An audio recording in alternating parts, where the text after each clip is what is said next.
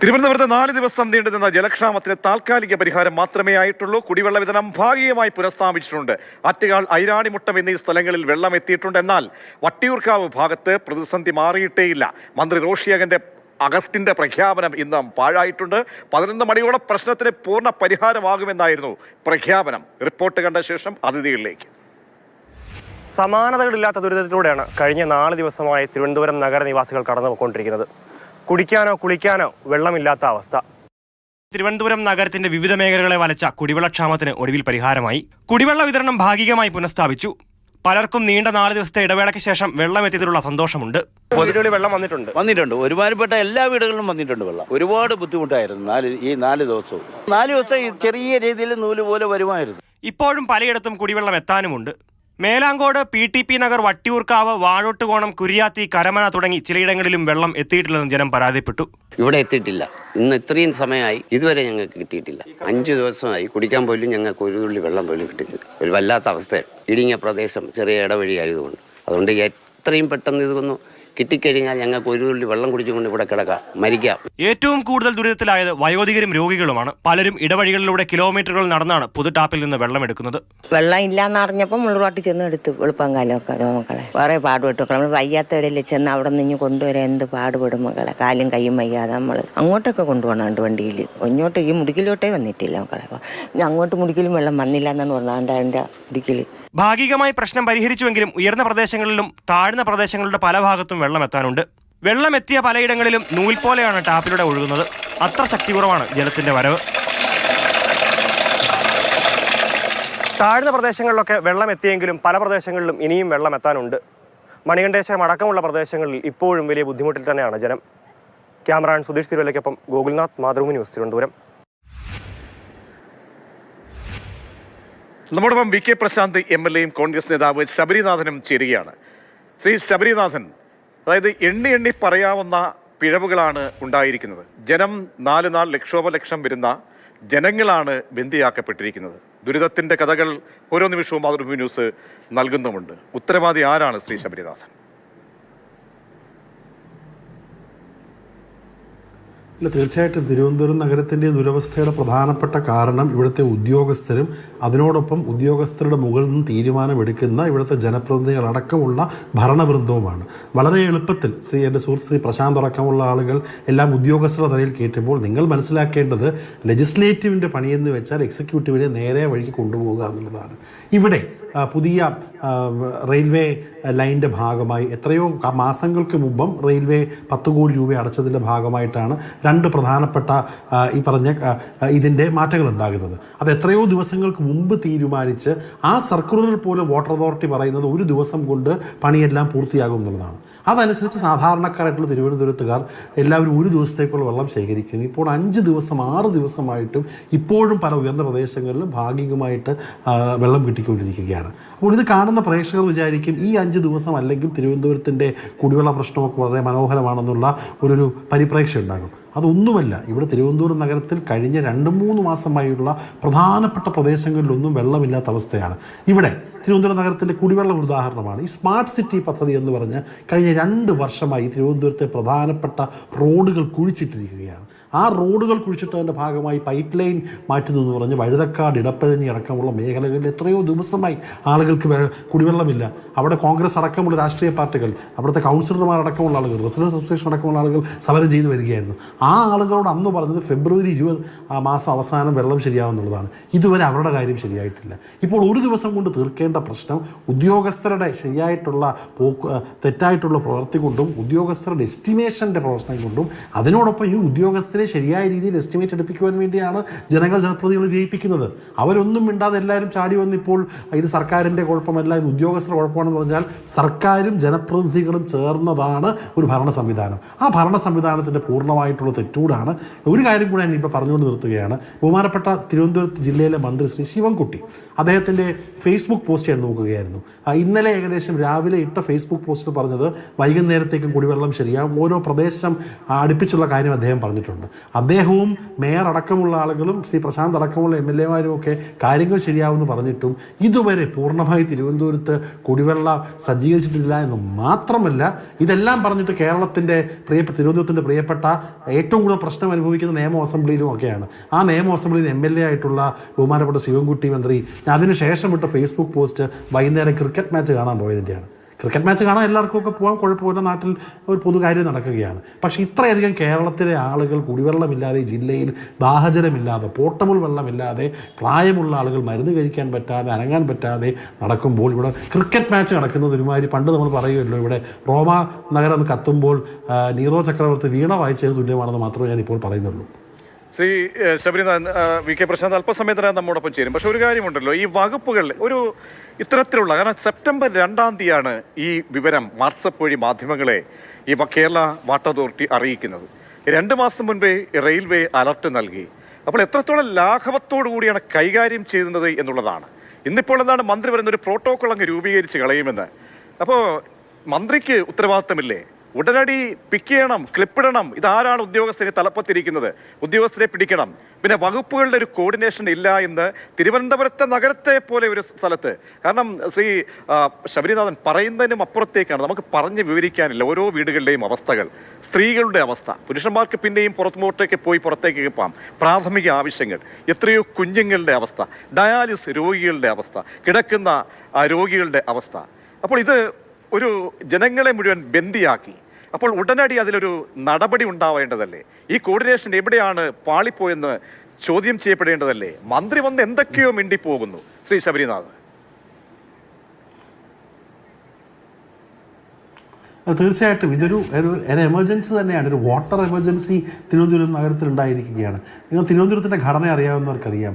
ഈ വലിയ റോഡുകൾ, ചെറിയ വഴികൾ, അതിനകത്ത് ഊടുവഴികൾക്കകത്ത് ഒരു 10 വീടുകളുള്ള, അതിനേക്കാളും ചെറിയ വഴികളൊക്കെ ഉള്ളൊരു പ്രത്യേക ലാൻഡ്സ്കേപ്പാണ് തിരുവനന്തപുരത്തുള്ളത്. അപ്പോൾ ഏറ്റവും ഈ സിറ്റിക്കകത്ത് താമസിക്കുന്ന ആളുകളൊക്കെ, ഊടുവഴികൾക്കകത്ത് താമസിക്കുന്ന ആളുകൾക്കൊക്കെ എങ്ങനെയാണ് വെള്ളം കിട്ടുന്നത്? മന്ത്രി പറഞ്ഞിരിക്കുകയാണ് എല്ലായിടത്തേക്കും ടാങ്കർ ലോറി കിട്ടുന്നുള്ളത്. എത്ര ആളുകൾക്ക് ടാങ്കർ ലോറിയുടെ ഗുണം കിട്ടും? ഓരോ ടാങ്കർ ലോറി മെയിൻ റോഡിൽ പോകുമ്പോൾ അവിടുത്തെ ആളുകൾക്ക് പോലും വെള്ളം കൊടുക്കാൻ തികയുന്നില്ല. അപ്പോൾ മെയിൻ റോഡിൽ നിന്ന് ഒരുപക്ഷെ ഒരു 100-300-400 മീറ്റർ കുഴിക്കകത്ത് താമസിക്കുന്ന ആളുകൾക്ക് എങ്ങനെയാണ് വെള്ളം കിട്ടുന്നത്? പ്രായമുള്ള ആളുകൾക്ക്, ഈ ഉയർന്ന മേഖലയിലെ ആളുകൾക്ക് എങ്ങനെയാണ് വെള്ളം കിട്ടുന്നത്? ഇത് ഞാൻ പറയട്ടെ, തിരുവനന്തപുരത്തിൻ്റെ കുടിവെള്ള പ്രശ്നം എന്നുള്ളത് ഒരു പ്ലാനിങ്ങിൻ്റെ കുഴപ്പമില്ലായ്മ. ഞാൻ തുറന്നു പോയത് പല പ്രാവശ്യം ഇതിൽ സംസാരിച്ചതാണെന്ന രീതിയിൽ ഇത് മനസ്സിലാക്കേണ്ട പ്രധാനപ്പെട്ട പ്രശ്നം, തിരുവനന്തപുരം ജില്ലയിൽ കുടിവെള്ളം ഒരുപക്ഷെ പ്ലാനിങ് ഉണ്ടായിട്ടുള്ളത് ഒരു 2-3 ലക്ഷം ആളുകൾക്ക് വേണ്ടിയുള്ളതാണ്. ഇന്ന് ഈ ജില്ലയിൽ ഏകദേശം 10-20 ലക്ഷം ആളുകളുണ്ട്. ഈ സിറ്റി ഭാഗത്ത് തന്നെ ഏകദേശം 10-12 ലക്ഷം ആളുകളുണ്ട്. ആ ആളുകൾക്ക് വേണ്ടിയുള്ള കുടിവെള്ളം വരുവാനുള്ള സംവിധാനം, അരുവിക്കര ജലസംഭരണി മുതൽ വരുവാനുള്ള സംവിധാനം, അത് ഡിസ്ട്രിബ്യൂഷൻ ആകട്ടെ, അതിന്റെ വാട്ടർ ഞാൻ കോൺഗ്രസിന്റെ കൗൺസിലർമാരെയും നാമമാത്രമായ കോൺഗ്രസ് കൗൺസിലർമാരെയും ഒരുപാട് ഭൂരിപക്ഷമുള്ള BJP കൗൺസിലർമാരെയൊക്കെ ഓർത്ത് ഞാൻ ലജ്ജിക്കുകയാണ്. കാരണം ഇന്നലെ രാത്രി ചാടി പിടിച്ചൊരു സമരം നടത്തി. ഇവർക്കൊക്കെ നേരത്തെ അറിയാമായിരുന്നതാണല്ലോ. ഇവരൊക്കെ ഈ നിർമ്മാണ പ്രവർത്തനം നടത്തുന്നിടത്ത് ഇതിനു മുൻപ് എപ്പോഴെങ്കിലും ചെന്നിട്ടുണ്ടോ? തിരിഞ്ഞു നോക്കിയിട്ടുണ്ടോ അവിടെ എന്തെങ്കിലും ഒരു ബദൽ സംവിധാനം? കാരണം ഒരുപാട് സന്നദ്ധ സംഘടനകൾ ഉള്ള ഒരു നാടാണ് നമ്മുടേത്. ഇപ്പോൾ ഇവർക്കൊക്കെ ഒരു ഉത്തരവാദിത്തമില്ലേ ശ്രീ ശബരിനാഥ്? തീർച്ചയായിട്ടും അതിൽ എല്ലാ രാഷ്ട്രീയ പാർട്ടിയിലെ എല്ലാ കൗൺസിലർമാർക്കും ഉത്തരവാദിത്തം, അതായത് ഒഴിഞ്ഞോടുന്നില്ല. പക്ഷേ നിങ്ങൾ മനസ്സിലാക്കേണ്ടത്, ഞാൻ ഉദാഹരണം പറഞ്ഞ് വഴുതക്കാട് CSO നഗർ അടക്കമുള്ള പ്രദേശങ്ങളിൽ ഈ സ്മാർട്ട് സിറ്റി കാരണമുള്ള കുടിവെള്ള പ്രശ്നത്തിൽ ഏകദേശം 1.5 മാസം മുമ്പ് കോൺഗ്രസ് പാർട്ടി അടക്കം സമരം ചെയ്തിട്ടുള്ളതാണ്. പക്ഷേ അതിൻ്റെ ഫോളോ അപ്പ് ഉണ്ടായിട്ടില്ല. ഇപ്പോൾ ഈ പ്രശ്നത്തിൽ ബഹുഭൂരിപക്ഷമുള്ള BJP കൗൺസിലേഴ്സും ഭരിക്കുന്ന CPM കൗൺസിലേഴ്സും മേയർ അടക്കമുള്ള ആളുകൾ കാര്യം ഞാൻ കിടക്കുന്നില്ല. എല്ലാവർക്കും പൂർണ്ണമായിട്ട് ഇതിനകത്ത് ഞാൻ രാഷ്ട്രീയം വെച്ച് പറയുകയല്ല, എല്ലാവർക്കും അതിനകത്ത് പ്രശ്നമുണ്ട്. അപ്പോൾ കോൺഗ്രസിൻ്റെ കൗൺസിലേഴ്സ് ചെറുതാണെങ്കിലും നമ്മുടെ ഭാഗത്ത് അതിനൊരു ഉപേക്ഷ പരിശോധിക്കണം. പക്ഷേ ഈ ജില്ല ഭരിക്കുന്ന ഭരണ നേതൃത്വം, ഈ ജില്ലയിൽ 13 MLA-മാരും ഇടതുപക്ഷ MLA-മാരാണ്. കൗൺസിലർ, കോർപ്പറേഷൻ ഇടതുപക്ഷ കയ്യിലാണ്, ഭരണ സംവിധാനം അവരുടെ കയ്യിലാണ്. വാട്ടർ അതോറിറ്റി ഒരു ഭരണകക്ഷിയുടെ ഘടകകക്ഷി വകുപ്പായതുകൊണ്ട് അവിടെയും എല്ലാം കൈകാര്യം ചെയ്യുന്നത് CPM-ൻ്റെ ആളുകൾ തന്നെയാണ്. ഈ ജലസംഭരണി ഈ സിറ്റിയിൽ നിന്ന് ഒരു 10 കിലോമീറ്റർ വിട്ട് ഉണ്ടായിട്ട് പോലും ശരിയായിട്ട് സംഭരണി കാത്തുസൂക്ഷിക്കാൻ പോലും കാലങ്ങളായി കഴിയുന്നില്ല. ഇപ്പോൾ ഡിസ്ട്രിബ്യൂഷൻ്റെ പ്രശ്നം ഉണ്ടാകുന്നു. അപ്പോൾ ഇതൊക്കെ ഞാൻ പറഞ്ഞില്ലേ, സർക്കാരിൻ്റെ ഒരു പ്രശ്നം തന്നെയാണ്. ഞാൻ അസോസിയേറ്റ് ചെയ്തതാണ്. അരുവിക്കര ഡാമിൻ്റെ മുഴുവൻ അജൈവ മാലിന്യങ്ങളാണ്. ഞാനവിടെ MLA ആയിരുന്നപ്പോൾ 10 തവണയെങ്കിലും നിയമസഭയിൽ കാര്യം പറഞ്ഞിട്ടുണ്ട്. 10 കോടി രൂപ ആ ജലസംഭരണിയുടെ എഫിഷ്യൻസി കൂട്ടുവാൻ പ്രവർത്തനങ്ങൾ നടത്തുമെന്ന് എപ്പോഴും നിയമസഭയിൽ മറുപടി പറഞ്ഞു. ഇപ്പോഴും ആ മറുപടി കൊടുക്കുന്നതല്ലാതെ ഇതുവരെ ആ ഡാമിൻ്റെ എഫിഷ്യൻസി കൂട്ടുവാൻ അജൈവ മാലിന്യങ്ങൾ മാറ്റി അവിടെ കൂടുതൽ വെള്ളം സ്റ്റോർ ചെയ്യാനുള്ള സംവിധാനം ചെയ്യുന്നില്ല. അതേപോലെ തന്നെ പൈപ്പുകൾ, കഴിഞ്ഞ സർക്കാരിൻ്റെ സമയത്ത് എനിക്ക് ഓർമ്മയുണ്ട്, ഒരു കിഫ്ബി പദ്ധതിയുടെ ഭാഗമായി അരുവിക്കരയ്ക്ക് സമാനമായ നെയ്യാർ ഡാമിൽ നിന്ന് നഗരത്തിലേക്കും സമീപത്തുള്ള പഞ്ചായത്തുകളിലേക്കും ജില്ലകളിലേക്കും വെള്ളം കൊണ്ടുവരാൻ വേണ്ടി ഒരു 10,000-2,000 കോടി രൂപയുടെ പദ്ധതി പ്രഖ്യാപിച്ചെനിക്ക് ഓർമ്മയുണ്ട്. അരുവിക്കര മാത്രമല്ല, നെയ്യാർ ഡാമിൽ നിന്ന് വെള്ളം കൊണ്ടുവരാമെന്ന് പറഞ്ഞാൽ അതിൻ്റെ അവസ്ഥ എന്താണ്?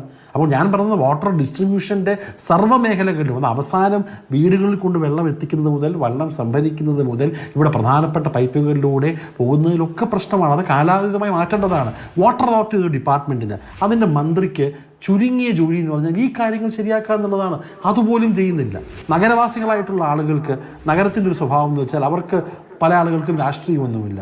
അവർക്ക് സഞ്ചാര സ്വാതന്ത്ര്യം വേണം, അവർക്ക് റോഡ് ശരിയായിരിക്കണം, കുടിവെള്ളം വേണം. ബേസിക് അമ്യൂണിറ്റീസാണ്.